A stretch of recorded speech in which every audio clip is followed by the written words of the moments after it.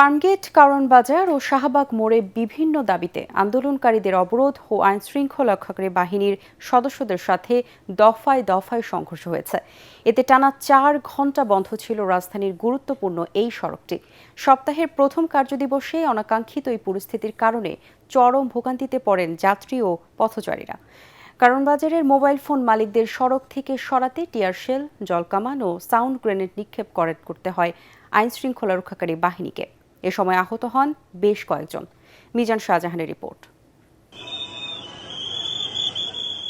National equipment identity register ব্যবস্থা চালুর প্রতিবাদ ও বিটিআরসি ভবনে হামলার মামলায় গ্রেপ্তারকৃতদের মুক্তিসহ কয়েক দফা দাবিতে দোকান বন্ধ রেখে কারওয়ান বাজার সড়কে অবস্থান নেয় মোবাইল ফোন ব্যবসায়ীরা।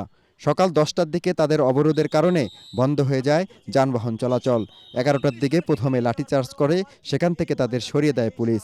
এরপর দুপুর 12টায় আবারও সড়ক অবরোধ করেন আন্দোলনকারীরা। এ সময় আইনশৃঙ্খলা রক্ষাকারী বাহিনীর সদস্যদের উদ্দেশ্য করে ইট পাটকেল ছুড়ে আন্দোলনকারীরা। আহত হন বেশ কয়েকজন। এক পর্যায়ে তাদের উপর চড়াও হয় যৌথ বাহিনী।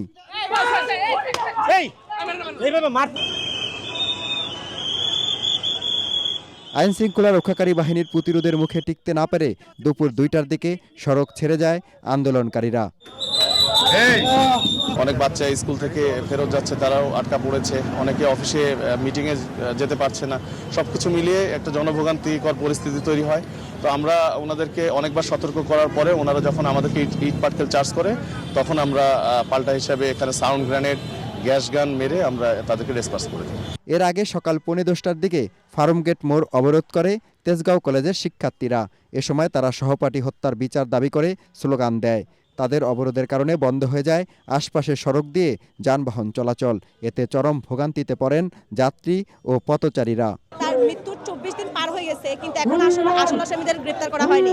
আমাদের একটাই দাবি যে আসল আসামিদের গ্রেফতার করা হোক। একটা মানুষ মারা গেছে, এটা খুবই দুঃখজনক। বাট তার জন্য এতগুলো লোকে হ্যারাস করার দরকার নেই। তো রাস্তা বন্ধ করে আন্দোলন কোনো যুক্তিগত আন্দোলন না। এদিকে শরীফ ওসমান হাদির হত্যাকারীদের অবিলম্বে গ্রেপ্তার ও দৃষ্টান্তমূলক শাস্তির দাবিতে মার্চ ফর ইনসাফ কর্মসূচি পালন করেছে ইনকলাব মঞ্চ। দুপুর 12টায় শাহবাগ মোড় থেকে মার্চ শুরু করে ধানমন্ডি, মোহাম্মদপুর, মিরপুর 10 নম্বর গোলচত্বর হয়ে উত্তরায় গিয়ে শেষ হয় তাদের এই কর্মসূচি। ইনকলাব মঞ্চের নেতারা বলেন, আলটিমেটাম অনুযায়ী হাদির হত্যাকারীদের গ্রেপ্তার করতে ব্যর্থ হলে শান্তিপূর্ণ কর্মসূচি কঠিন রূপ নেবে। মিজান শাহজাহান, এটিএন বাংলা, ঢাকা।